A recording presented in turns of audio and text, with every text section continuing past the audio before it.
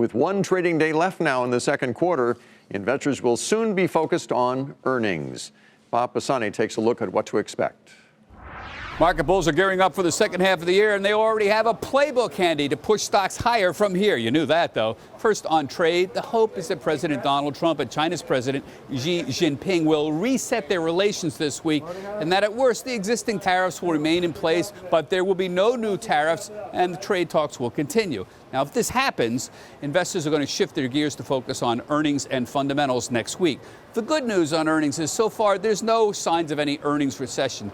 2 straight quarters of negative earnings declines here. And that's not likely to happen into 2020 either. More companies are buying back stock and boosting their earnings. That's the good news. Now here's the bad news.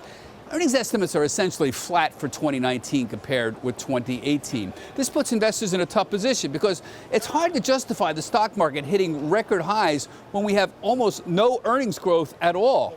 Right now, earnings are slated to go about 2% for the full year, but a lot of hopes are pinned on a fourth quarter rebound. So I think it's fair to say 2019 earnings are flattish.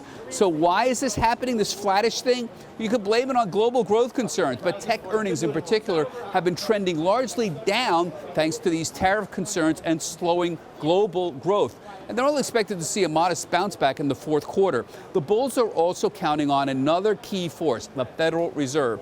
Nick Race from Earnings Scout says if we get a rate cut next month, estimates for third and fourth quarter earnings will pick up steam. And that's what the market's betting on. In other words, the market's betting essentially that the Fed is going to backstop them. The bottom line is a lot has to go right to prop up earnings and the markets in the second half. For Nightly Business Report, I'm Bob Pisani at the New York Stock Exchange.